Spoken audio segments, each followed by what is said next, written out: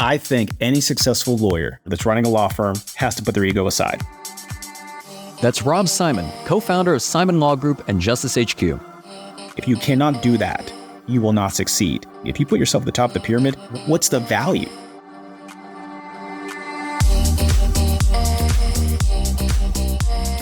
I'm Michael Mogill, founder and CEO of Crisp, the nation's #1 law firm growth company. I've built my business through practice, not theory. Crisp started with just $500 to my name and has grown to over 8 figures in revenue over the last few years, earning a spot on the Inc. 500 list of the fastest growing private companies in America. Our approach has been to take everything we've learned about generating massive growth within our own organization and help the country's most ambitious and committed law firm owners do the same for theirs.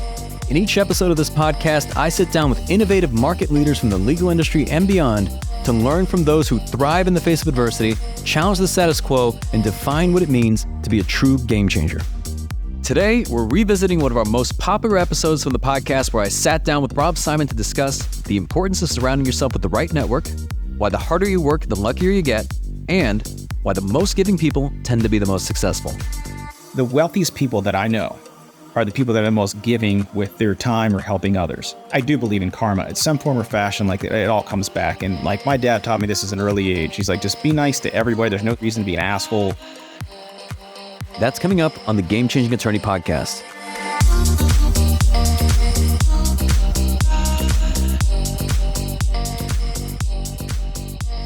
Before we begin today's episode, I want to remind you that we aren't beholden to any sponsors or run any ads on this podcast. This allows us to present all of our episodes raw and unfiltered.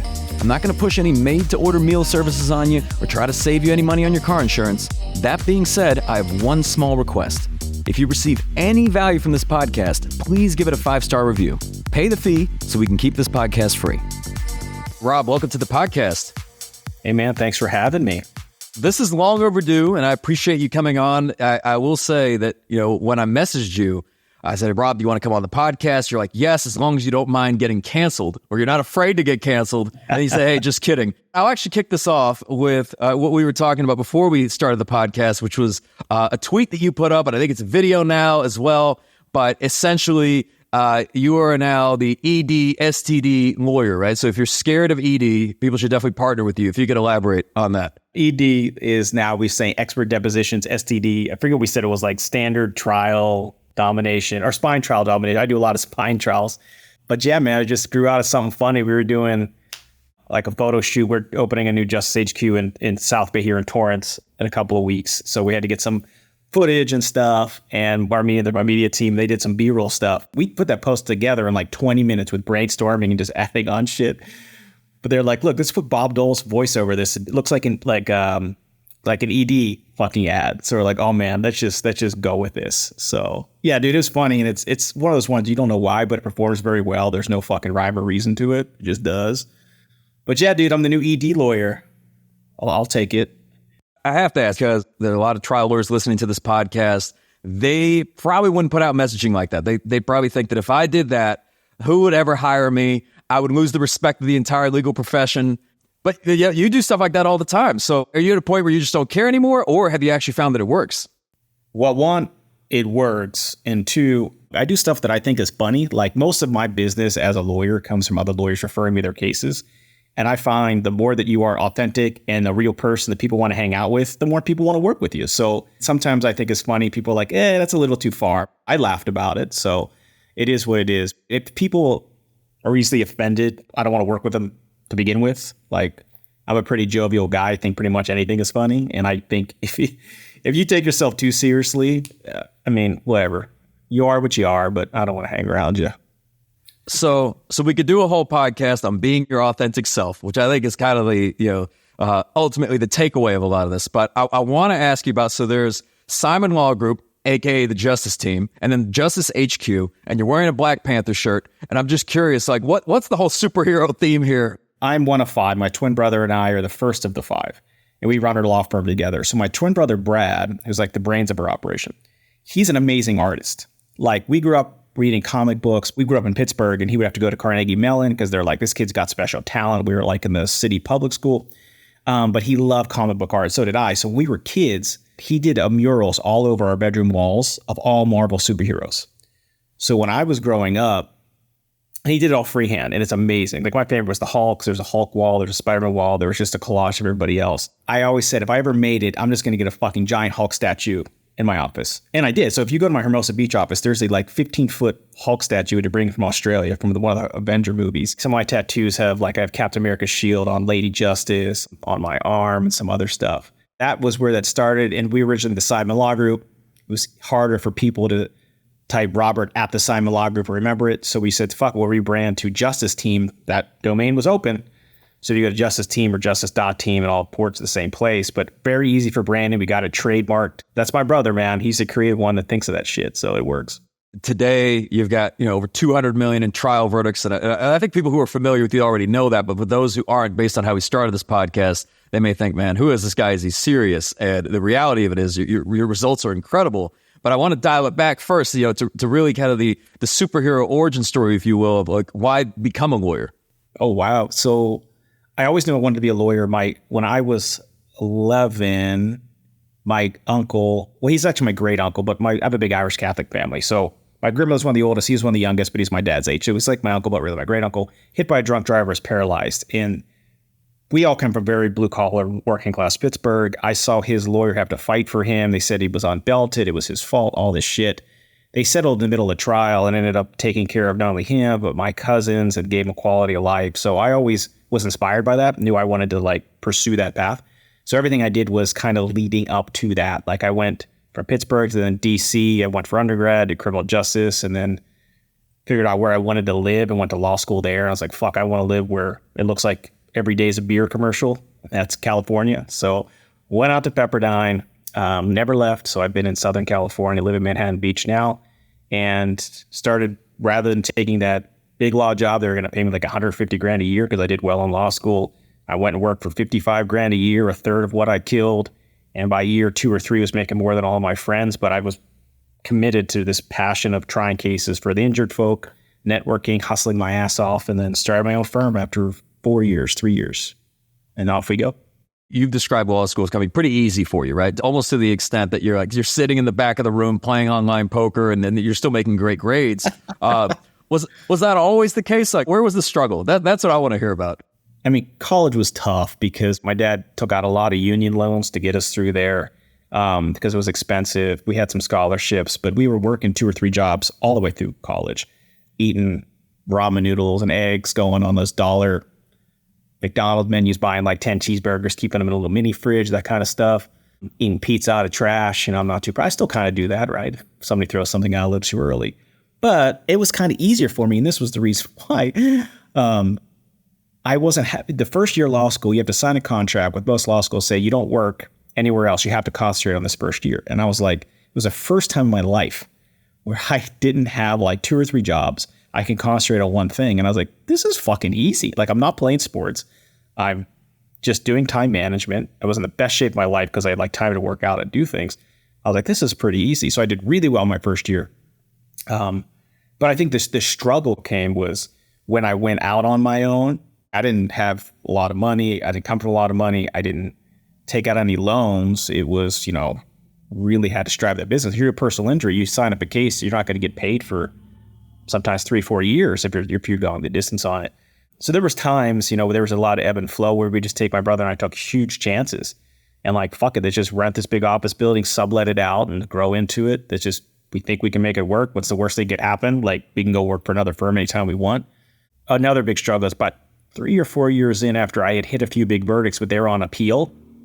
But we had all these cases come through the door because people wanted me to try their cases. We couldn't say no to them. But my brother and I literally, I think for 1 or 2 years, we didn't take any money. Like, we had no money coming in because we're just waiting. It was on appeal, waiting to get paid.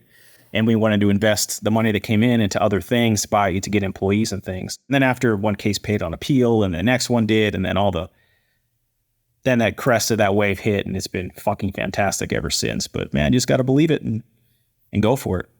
Well, yeah. And I mean, as you described, you didn't really have anything to lose at that point. How were you essentially acquiring cases then versus now? Never done SEO, pay-per-click, any case acquisition, anything like that. Back in the day, it was just literally ground and pound grassroots marketing where I was going to swap meets. My Spanish is pretty good. I'd just be helping people with general shit. I mean, I was going to chiropractor's office saying, I can refer you cases. Do you have anything? Physical therapists, going to make friends with doctors at trauma centers and just seeing if, they had any referral sources.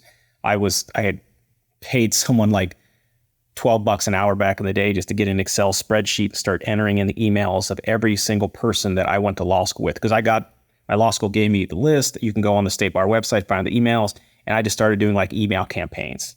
I had to go to messaging boards. I pay you a referral fee, say I open my own shop. And I'm still getting cases from people I went to law school with that I'm friends with still. Going to like messaging boards of other listservs and things, just answering people's questions. And every once in a while they would send me something, right? But that's what, it's like a 24-hour job. And it was half my time as starting my firm and leading up to was spent marketing. And by marketing, it was just on the streets, handing out business cards, giving people my cell phone numbers, texting them, giving people a call, letting them know, reminding them that I'm there. And I remember one of the first big cases I had early on, I settled for $5 million. And the reason I got that case is because I helped out. It was a wrongful death case. The person that had passed, I'd helped out their uncle for free, just on like a property damage case. They had a big injury. I said, I'll take care of it for you. And then he called whenever this happened to his nephew. And I was there the next day. But I had putting myself in that position by helping people out for free and doing the right thing. I preach to a lot of people starting their firm. Your time is free. You just got to use it wisely. So get out and do it. What was driving you during that time? What's the origin of the hustle? Because people work hard. I don't imagine there's going to be, the majority of people listening are lazy by any means, but, you're hitting the streets, you're doing the ground and pound right out of the gate. Like, what's the origin of that? Why do you think you were the way you were?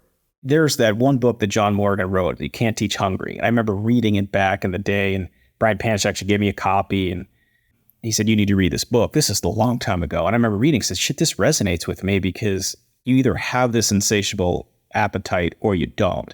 And I think it's something that you grow up with a chip on your shoulder, or you grow up that you have something to prove, right? And I came from a very working class family, public high school, and I always felt like we could do better. Like I always wanted to start companies, do things with my family, to work together. My dream is to have this massive compound where we're all together, hanging out all the time, whatever. Not the Michael Jackson compound, but it was always like, dude, like I could do better than this. I always wanted to take care of my family. That was always a big driving force for me, even to this day. Like I will not stop pushing forward until all of my family is significantly taken care of, because we all work together at my law firm or work together at Justice HQ. And that's a big driving force for me. It's like until we can all have, until everybody, not just me, but every single member of my family have independent financial success, and that qualify different things for different people. Mine means if you can be so financially independent that you can have stress-free free time with your family as often as possible, then you've made it. It doesn't matter if that's a few million, a few 100,000, a few billion. If you can do that and do it well, you've won. It seems like the story of the Simon Law Group is really the story about family. This is amazing because I've heard of different arrangements. I once spoke to a firm owner where both of his ex-wives still work at the practice. And from what I hear, your entire family works at the Simon Law Group, even both of your divorced parents. So I'm just curious how that dynamic is. It's awesome. I mean, so my twin brother and I started the firm, but it was actually my little brother who graduated from DC. He was undergrad there. He came out and helped me when I was first just a solo. Hired him for like 9 months. So like, dude, we're so busy. You got to go to law school. Told my twin brother, Brad, you need to quit your firm because you do all the background stuff. You know the law in motion. We need to do this. So we did it. And then after a few years, we're like, we need to start having people we trust within the firm. First of all, handling the money. So it was like my mom and dad are good at that stuff. My dad was still driving feeder trucks for UPS at the time. My mom was working at, my youngest sister, she's 12 years younger than us, so she was still in high school. So after she graduated high school, we got her to go out to school to California, got my mom to then come work at the firm. My dad had like 3 more years left to get to his like full retirement pension at UPS. So the day that he retired, like I flew out to Pittsburgh, we got in a U-Haul, packed up all his shit, and we just drove straight across country. And then he lived with us actually for 6 months, my wife and I, which was a very intriguing story. We're newlyweds, my dad moves in. It was like a sitcom because, he's newly single. Like they had just divorced maybe a couple years ago. We handled the divorce, everything amicable. But my dad is like out on Match.com, these different dating apps. We live, by the beach. He's going on dates. He lives with us like in the 3rd bedroom. It was just fucking hilarious. Very funny time in our life. But rewind a little before that, before he moved out, I got my brother who would to go to law school, that is our little brother. My little sister came out to California too. We were trying to get her into the system as well. She's a CPA. Now she's the CEO of Justice HQ. Fuck, that was a journey. But at one point, it was my wife and I, who had just got married, were living with my little brother, my little sister, and my little sister's friend. All in this because like I just started my firm. We didn't have a lot of money yet, so we're just like hustling our asses off. And now it's my dad. My dad's new wife works for us too. They live down the street. I see them like every day. Both of my brothers, obviously. Both my sisters run Justice HQ. One's a CEO, one's the community director. And then my brother-in-law, he runs the operations. He's CEO of Justice HQ. My dad's new wife's daughter also works for the firm. I know I'm missing somebody, but whatever. It is what it is. I don't know if anyone's ever told you this, but when you think about all this, right? You think about Simon Law Group, you've got the family together. Family's obviously very important to you. But then you look at the other things that you're involved with between Justice HQ, Law-Di-Gras, and so on. You love creating communities. You love bringing people together. Have you thought about kind of the parallels between all those? I try to make everybody around me very successful, like almost to a fault. Sometimes my wife's like, why do you help all these people out? I was like, well, they're friends of mine. Like I want their businesses to succeed. And sometimes I joke around, I was like, I just want other people to, be able to afford the fucking vacations we take and go together. I really like helping all of my circle of friends, all my best friends. We all work together at our firm. All the lawyers we work with. We all live close to each other. We hang out constantly. We all have little kids. I mean, we're together all the time. But all the people my friend are my best friends. If you had asked me my best friend, there's probably like 40 I would list. But yeah, I mean, same thing with Law-Di-Gras, same thing with Justice HQ is I just like to help the best people come together and have the most fun. And we have this one, like I made up this one phrase called no crooks, no creeps, because I think if you get those people out of your life, people that are like sucks on your time, your drain, and just bad people to be around, you'll just be a happier person. So if you have communities around you that don't strive off of those things, then you'll be cool. And speaking of communities, so I know we mentioned Justice HQ. For people who are listening that may not be familiar with that, how would you describe what that is? So Justice HQ is a community, it's a membership based. So you have to be attorneys that are approved to come in. So everybody's an attorney, everybody's a consumer based attorney in some form or fashion. And their membership comes with their office based solution. So all of our office spaces have 24/7 access to it. We have people help their media. We have people start their firms through it. We have like business developmental stuff. There's discounts to vendors. A lot of how-to stuff. We have people, I try to give them a platform too. Through Just HQ, you can do your own podcast, your own speaking engagements to show that they're an expert in what they do. Because again, they've got either recruited or approved to get a membership into Justice HQ. So it has that expert network built into it. We have a case exchange. My goal is with Justice HQ is to get the best cases to the best people in that specialty and then have a community around them to be able to mentor them. We have big lawyers like myself, Gary Dorr, Gosh Monpour, Brett Schreiber, that are very well-known lawyers that help mentor them professionally and also, socially as well. But with their cases, so we have people come in every couple of days, they roundtable their cases, and that's their cases, but the whole community is helping them get better. So it's to have that support in just your scale. So now that we've be able to do that, like this is a scalable system, you just have to make sure that the right people, the right community is in there. Because if you have one bad seed that just is a drain on everybody, it fucks it up. So we've been very blessed to get the right people in and right people involved. And we can't expand fast enough, but that's a tertiary problem at this point. Have you had to kick anybody out? Yes. We got to kick people out. There's been many people have gotten rejected. You seem like a pretty easygoing, laid back guy. So when it gets to the point of like, you got to go, what are they doing? Okay. So first of all, it's not my call. So we've developed is a membership committee, and it's other people that are members, a lot of people that are founding members. There is a screening process. First of all, they come through, they interview, and people expect a certain quality of lawyer, because if people are outsourcing their work to this expert network, you have to have a good quality type of lawyer.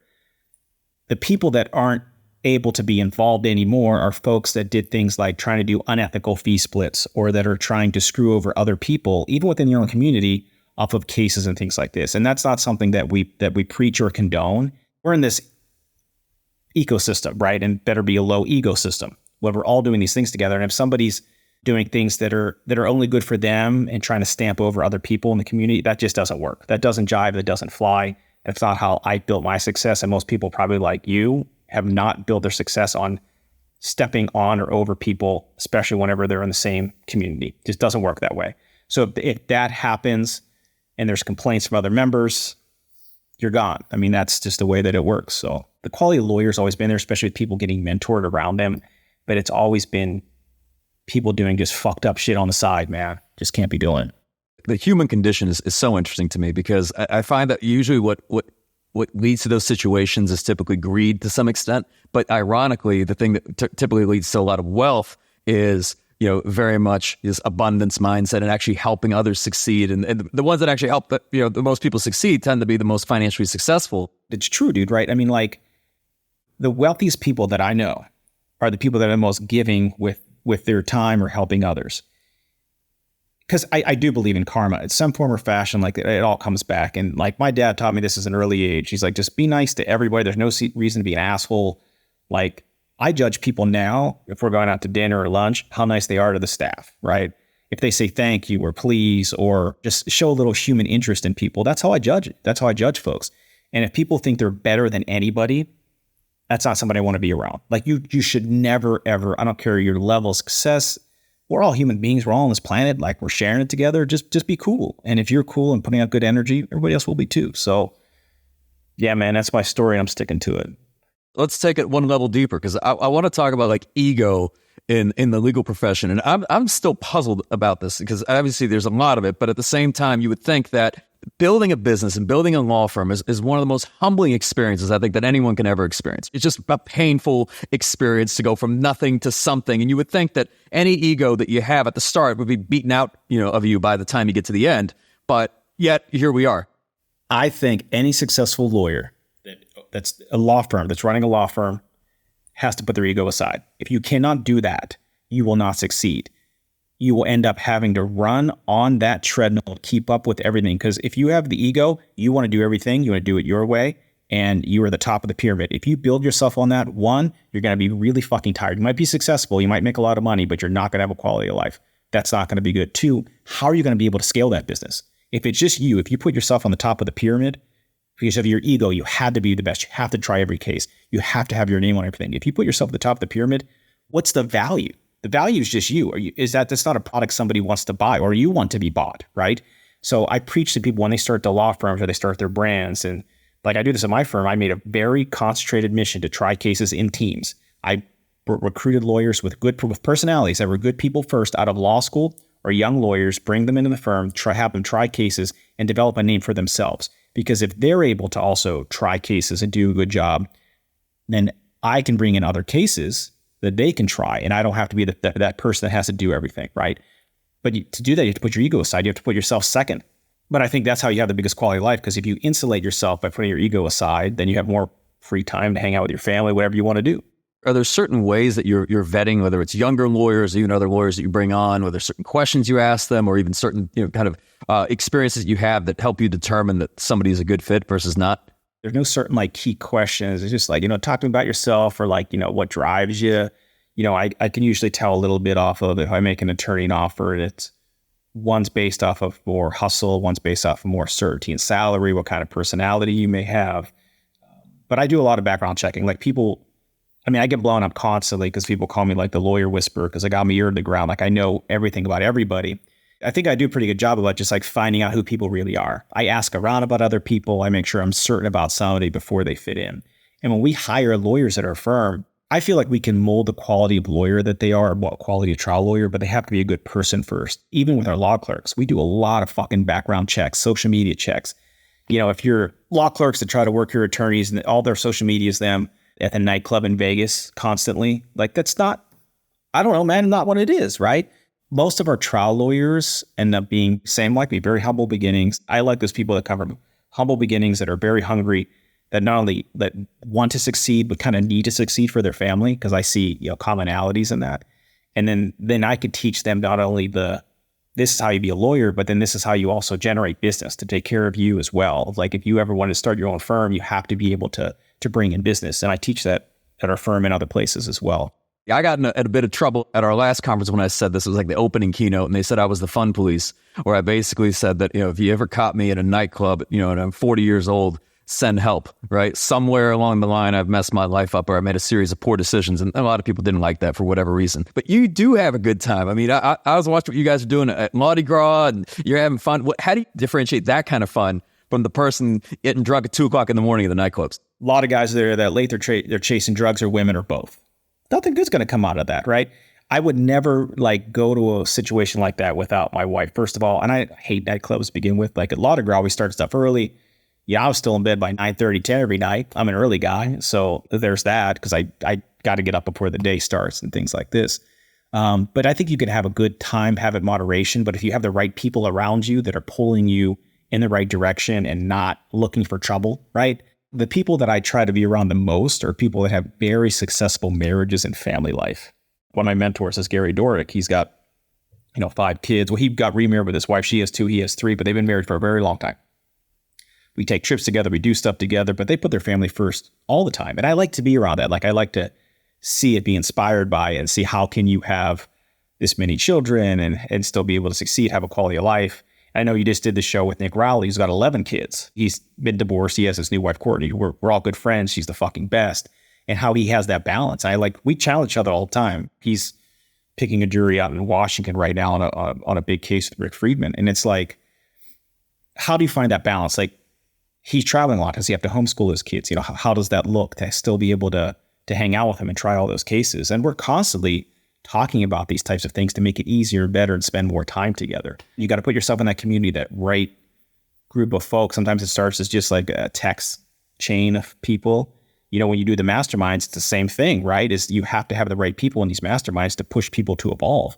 So when you're doing these, you have the right people in the room, they get pushed in a direction, inspired differently than they otherwise would have. And I've been in different mastermind blocks, and some there's one where I was the only lawyer. There's a lot of entertainment folks and hedge fund people, and they just think differently. And it is very interesting to hear their thought process. So sometimes your community could be a little different than the one legal one you're stuck into, because you just learn new shit, right? And that's why I think what you're doing is special, because you can have people in different industries. I see who's speaking this year at Game Changers. They're not all legal centric, right? There's people that are talking to you how they made success different ways through different vehicles, but there's a lot of similarity to it, but you still have a lot to learn. Yeah. Well, thank you. And so I know you've been throwing around basically two phrases.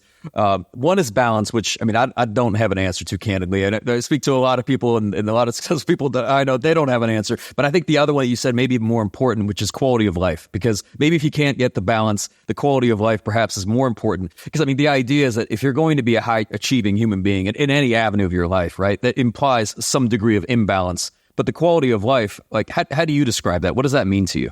Quality of life is doing what makes you happiest most of the time. That's quality of life. For me, I love working from home. I love trying cases too, but most of the time I'd rather be home. So there's a way for you to be able to do a lot of all of that, right? And that's why when we started Just HQ, it was I don't want lawyers to have to think they have to be in the office all the time to be successful. We have 65 to 70 employees at the Simon Law Group. We're all virtual.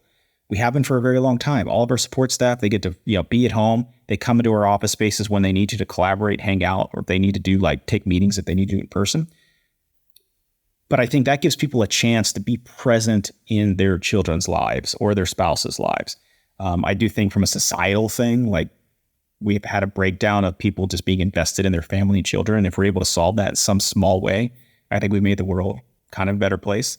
So for me, quality of life has always been defined for me as financial freedom, stress-free with your family, not having to worry about other shit. Now, look, I'm always going to pick up the phone. I have my phone on me at all times. I have my Apple Watch. If somebody's texting about a new case or something, I got to pick up. Look, man, I got to do that. My wife's an entrepreneur too. She, owns a couple of companies and brands, and she's constantly hustling as well. I'm very blessed to have a spouse that she's the best, and we both understand it when we're stressed and we got to deal with that shit. But sometimes, as a business owner, you got to suck it up and do it. There's no one else that's going to do it but you. So you mentioned your wife. I've heard you describe her as your biggest inspiration. And I know all the women listening to the podcast are going, oh, all right. I say the same thing about my wife. That's not fan service or anything like that. That's a really important decision, isn't it? Your choice of spouse, maybe the most important decision you will ever make. How is that dynamic between the two of you? It's the best. So her name's Christine Bullock. We met at a sports bar that I used to go to every single day, trying to hustle business and have whiskey with my friends. in West LA, and she walked in, and I was like, that's the girl I'm probably going to marry. Look at that. You know, she's amazing. And then we talked all night, and she ended up being from Pittsburgh too. We never met each other. She's very much entrepreneur driven. At that time when I met her, I was still working for another firm. I think I was a second year lawyer or so. And, you know, she would see me be like, I'd be trying their cases. I'd be bringing in most of their business. And she was like, why don't you just start your own firm? Like, why do you think that you need to be there all the time? I was like, yeah, that's a good point. She kind of inspired me. Like, let's just fucking do it. She's like, I'm comfortable living with your family. It's like, that's what we did. So we just like hunkered down, lived with my brothers and sisters. We were just like condo, and every day we push each other. It's, you know, I'm just inspired because she's up late working sometimes. I would be probably a lot lazier if she wasn't as driven, and hopefully she says the same thing. My wife Jessica and I, we kind of have like a Southpaw story. If you ever see like that movie with Jake Gyllenhaal, where when we met, like, you know, I was broke as hell. She was there all the way up to build the business, and a lot of it actually, if not most of it, is really a testament to her, not me. There are times, even with our first daughter when she was born, she's running payroll, like right in the hospital bed. You know, our daughter being born a few hours prior, that sort of thing. I think the best part about that is that you never really have to explain anything. There is a shared vision, that sort of thing. I saw your wife at Law-Di-Gras with the baby pouch there, like out there with Snoop Dogg. That's amazing. And, you know, does she support everything you're doing? She dishes it back. Like, why don't you do this? Or why would you do it that way? You know, like she helps inspire a lot of like the media stuff that I do, because she like was one of those, you know, social media influencers a long time ago. She was one of the first ones that started doing that because she has her own skincare and beauty line. And, you know, she started off doing fitness models, started her own companies, did her own workout DVDs, all this, that did all just through social channels, right? So she has a lot of knowledge in that space, what works, what doesn't work, how she can, you know, sell consumer products through it, and then helps me with the type of stuff that I do. Like, she'll be the one to show me how to do like simple reels and things like this, or this is what's trending and do it like this, right? And then how to do photo shoots and how to use different content and to save it. So yeah, man, I mean, that's her thing, man. She's really good at it. And I don't know, we mentioned this a little earlier, but let's talk about Law-Di-Gras. So this happened again recently. This seems to be growing year over year over year. Like, this is probably unlike any other conference in the legal industry. What was kind of the inspiration for it, and how would you describe it to people who haven't been? We originally had it around Mardi Gras, the first year that we had it. And we just wanted to, again, do something that we thought would be more fun in the industry. And you've seen it, right? You've seen these legal conferences, the same shit. It's stale. You're in a ballroom, and they break it up, and you have people talking about stuff, and then you have the row of vendors, and then they have dinner parties, and that's it. Like, and it's fine, right? You keep hearing the same speakers. There's this younger generation of folks that have a lot of good stuff to say. Why don't you let them speak, let them present, do something a little more fun or innovative? So my media director at the time, Teresa Deep, who was also co-founder of Justice HQ, her, I, and this guy, Pratik Shah, who's now Brian Panish's office, but he was on his own at the time. We were like, what if we started a fun legal conference? And that's it. Like, we're only here to like have young presenters come in to have a new thing to talk about business developmental stuff, to talk about how you make money as a lawyer, but then also educate on chronic pain and spine. So that was, we'd have doctors come in. So on our board are doctors and lawyers. And the whole idea and premise was like, let's just fucking have fun. So we had concerts at night. The first year we had, most recent year we had Snoop Dogg and Rev Run.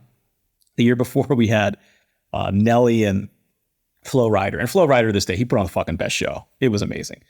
But first year we did it, was just like, let's just fucking figure this. I wanted to hear stuff that I liked as a kid. So it was like Young MC, Color Me Bad, Tone Loc. God, there were like 4 other acts, but they came and did like 3 or 4 of their best hits. Again, if you get the right people in the room, and same thing with you might have to do at your conference too, but we have some people that just aren't allowed to go to the conference because they either cause trouble or they do very bad things to women and they have a bad reputation. Is we wanted to create a safe environment for folks that are there so people could just have fun and not worry about the bullshit.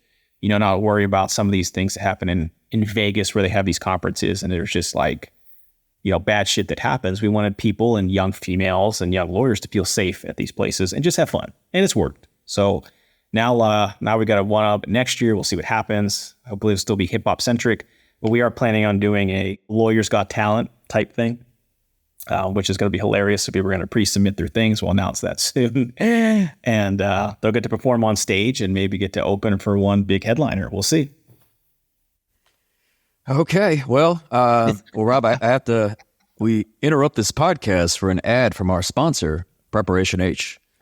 I'm just kidding. All right, back to the podcast. Oh, yeah. So I told you that we don't run ads on the podcast for this exact reason. So you can say whatever you want. You can bring on whoever we want. You can talk about whatever we want. I'm curious, as we've been talking about a lot of this stuff, what are the types of habits that keep you on track and engaged and motivated? Do you have a certain routine? Are there certain things that you do that just, because it seems like retirement is not in the vocabulary. That's something you never want to do. So like, how do you stay engaged every single day? I don't think I'll ever retire in some form or fashion. I don't know if I necessarily have like a hard routine. Because I mean, my day is like an amoeba. If I'm in trial, I actually can have a routine because they're set start and finish to each day. It's the only time I can actually do things. Every day I usually, up between 5 and 5:30, I get some stuff done because my kids will usually get up quickly thereafter. I have a 5 and a 2-year-old, one do every day. They're up by 6:30, make them breakfast. They usually eat. Like I cook, they eat breakfast, by 7, and then we start getting ready for school. I mean, this is my routine, right? My wife makes the lunches. I go get the 1 5-year-old dressed for school, get her off to school, and then I'll get a workout in. That's the only time I shut off the phone. It's probably 30 to 40 minutes. And then I grind. I mean, that's fucking it. I don't know what other way to say it. Get the kids to bed by 7. They're asleep by 7:30. I usually have a fucking coconut popsicle and watch a movie or show with my wife and then do emails for 30 minutes and to bed by 9:30. That's it, man. I don't know what to fucking tell you. When you got kids, you don't have, it's hard to get that fixed schedule, I'll tell you, it requires a level of discipline that I think people without kids don't have to have. Because the way somebody asked me the other day, they're like, what's the difference between having kids and not having kids? And I explained, it's really quite simple. Once you have kids, you no longer get to decide what time you go to bed and what time you wake up. Like at that point, it's basically because you got 2 plus whatever, how many kids you have, dependents, right? And these human beings, you're responsible for keeping them alive, right? So you have to wake them up and you have to, feed them and then you have to bathe them, put them to bed. Well, don't you have two? You have 2 young girls, right? What are their ages? 3-year-old and a 1-year-old. Yeah. So your 3-year-old's going to start in her own bed, start coming up in the middle of the night and make up some excuses why you need to come in the room. And that's why I have that book next to my bed called Go the Fuck to Sleep. If you don't have it, it's hilarious. And sometimes I read it. I got 2 copies. But yeah, dude. But it's your mornings and nights aren't your own. So whatever. So this is something that I've struggled with. I would love a good answer from you on this. Both you and I, we grew up, we didn't have much, right? We grew up poor, and it's hard to grow up entitled when you're poor. But how do you extend that to your kids, right? Because I imagine your kids growing up have a very different lifestyle than you did growing up. That's one of my wife and I talk about all the time. Our biggest fears is, are they going to grow up with this, grit, tenacity, and want to succeed if they have everything for them? My wife she has what's called a star chart, and they have to earn their stars. And if they earn everything, they'll get like a toy, or they can have a friend come over for a play date just to make them earn these types of things. And we were talking when they get older, they're going to have to earn to have cell phone use. I'll say you can work here. Maybe I'll give you an extra bonus, so you can afford this lifestyle or whatever, but you have to work. You have to put in the sweat. And my wife worked at Dunkin' Donuts. I worked at a concession stand. I mowed lawns. I want them to fucking earn it. Go work at Taco Bell, see what it's like and put in the sweat equity into it. Yeah, but they are going to get fucking wonderful things. They will get, we spent 6 weeks in Europe, but they're also going to have to understand other people, other cultures, and how people don't have everything. And I think the more they see that, the more they'll respect it. I think you have to be a good hands-on parent in order for that to happen. I don't think the same answer is not true for everybody, but I think if you're in your children's lives, it'll be good. I got an example of this just recently, just this week. Our oldest Mila, she started at her new preschool. It's all day because before she was doing half days. Brand new school, brand new teachers. Yeah, exactly, right? It's time to go full days, right? It's time to go 8 to 6. Start working serious weeks. But new teachers, new kids, new class, everything. First day, comes back. She says she never wants to return there ever again. And I'm like, why? What happened? She doesn't like the food. She doesn't know anybody. She took a nap but didn't sleep, right? X, Y, Z, all these different things. And then on top of it all, they were playing outside with these kids. And they were playing basketball. And she went up to the kids and didn't share with her. And one of the boys hit her. So I'm hearing all this. And it's how do you, what advice do you give? I probably gave the wrong advice. But I listened to all this. And the only thing I could say is look, everybody's got a different set of parents. And then just because they're the way that they are doesn't mean that you can't be kind and so on. So the next time something like that happens, you walk up, you want to play basketball or whatever it is. First off, ask politely, be kind. And if they're still not willing to share, don't go rat to the teacher. Go take what's yours, right? And she listened to this, and I told my wife, she's like, that's terrible advice. You shouldn't have told her that. But however, Fast forward one day later, right? This is yesterday. And like we pick her up again from school and I'm like, how'd it go? She's like, amazing. I played basketball all day. 2 young girls, right? I want them to be able to stand on their own. We want them to be kind, generous, but man, kids are tough. I do the same thing when I drop off my daughter every day. And I tell her, I said, you listen to the teachers, you try as hard as you can, and you be the leader. So you dictate the games in the playground and you're the leader. Got it? Good. So yeah, same. Yeah. And it's interesting because here's the other thing about kids, while we're going down this, the old thing with children, is that I find that kids do not listen to what we have to say. And yet they learn through modeling what we do. So it's like you could say one thing, but like what they'll really do and the behaviors they'll start to repeat is basically what you're doing, right? If you're sitting there and you're on your phone the whole time, before you know it, your kid, they want their own like kind of plastic phone to be on all the time. If you're working on a laptop, they want their own little laptop. And 2 nights ago, we ran down the list of questions of like, well, how was school? What'd you eat? What'd you do? And then last night, Mila flips it on us and she's like, how was work? What'd you eat? What'd you do? And this is a 3-year-old, right? Which is awesome, right? So she like flips the script, but it's so true. Fast forward that to the business world. It's tough because it's like at that point you're dealing with adults, right? So they're no longer children, but it's tough to sometimes blame them because everybody has a very different upbringing, and yet we're still now responsible, in our present day. I mean, you have to know your audience, right? I mean, and I tell this like because I teach a lot of trial skit tactics, right? It's like your audience is 12 people in the box. That's who you better know everything about them, know what they're selling to them. Don't be afraid to call yourself a salesman. You better know what they like, what they don't like, how they like messaging. Same thing, like I tell people, if you try like changing a 5-year-old's mind about something, right? You have to get on their level. You have to understand what they like and how they communicate. And the same thing for adults is I'll go into, meetings and know so much about them that I can change the messaging based off who I'm talking to. And you know this, but know your audience. And I big believer in that, man. So yeah, do your homework. Everybody has a different perspective. Just see their perspective. You don't have to agree with it. You just have to understand it enough to communicate. Yeah. And I think that's really what it is. I think being able to put yourself in someone's shoes, see where they're coming from. I actually don't think that most people are bad people. And I think if you got enough people in a room together, even if they're on like opposing political aisles, like they probably agree about more things than they disagree. So agree 100% on that. 100%. Yeah. One of the things that I've asked just every, 50 podcasts is, there's a lot of people who give advice and get advice. What's been the best advice you've received and what's been the worst advice? Could be about anything. I think the best advice, like my parents always told me, it's like, don't be afraid to fail. Like, what's the worst that can happen? We've been happy with nothing. I'll find joy in anything. So don't be afraid to fail. I think you have to take risks, take calculated risks, and do your research. But I mean, it's probably the best piece of advice. What's the worst piece of advice? I roundtable everything with like business, my brother, family, with my wife before we come to a big decision on anything. So those bad advice kind of weeds itself out.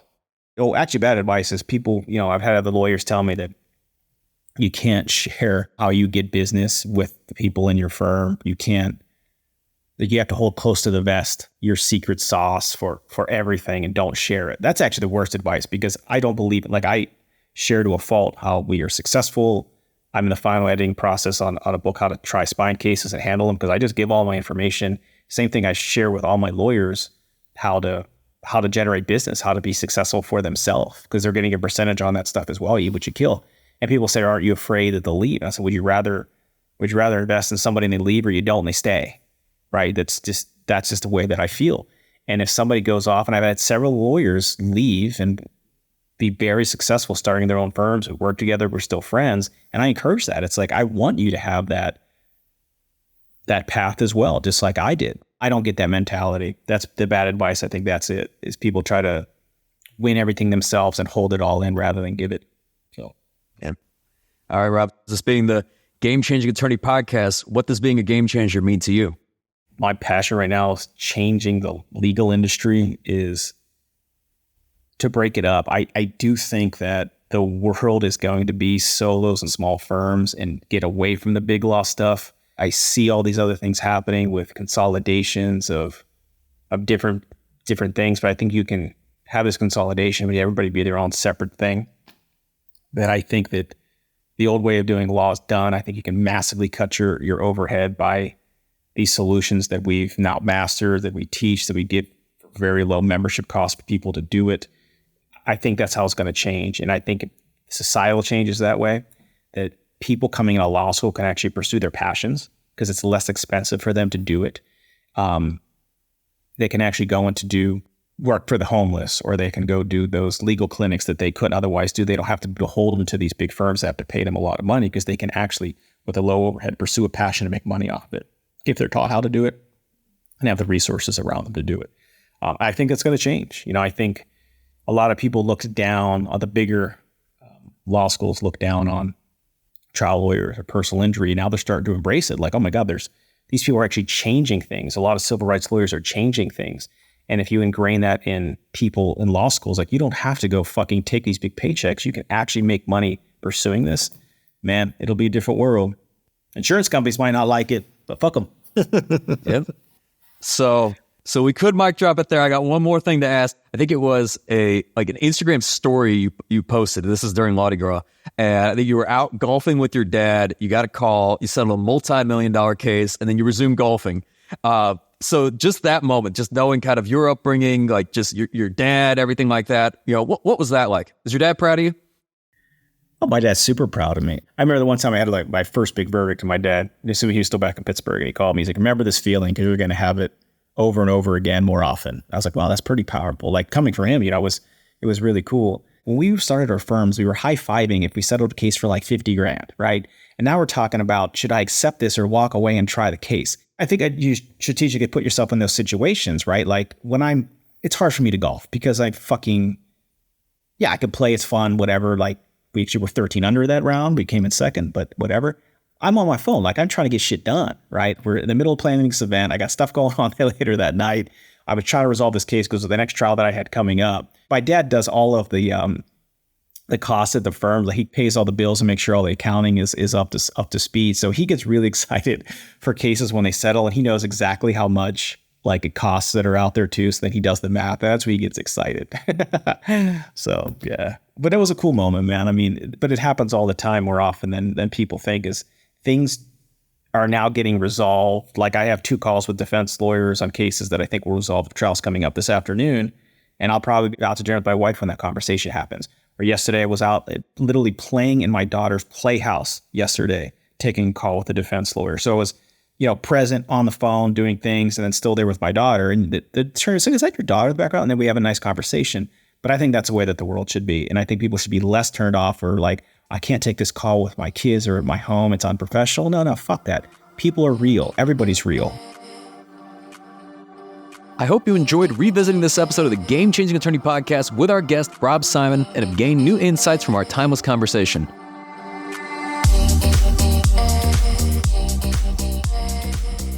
If you found this episode valuable, here are 3 free ways that I can help you grow your law firm. Number 1, download the first chapter of my book absolutely free at GameChangingAttorney.com. Number 2, you can shoot me a text at 404-531-7691, and I'll answer any question that you've got for me. And finally, number 3, if you can leave this podcast a 5-star review, it'll help us gain access to more influential thought leaders and bring their lessons learned here to you.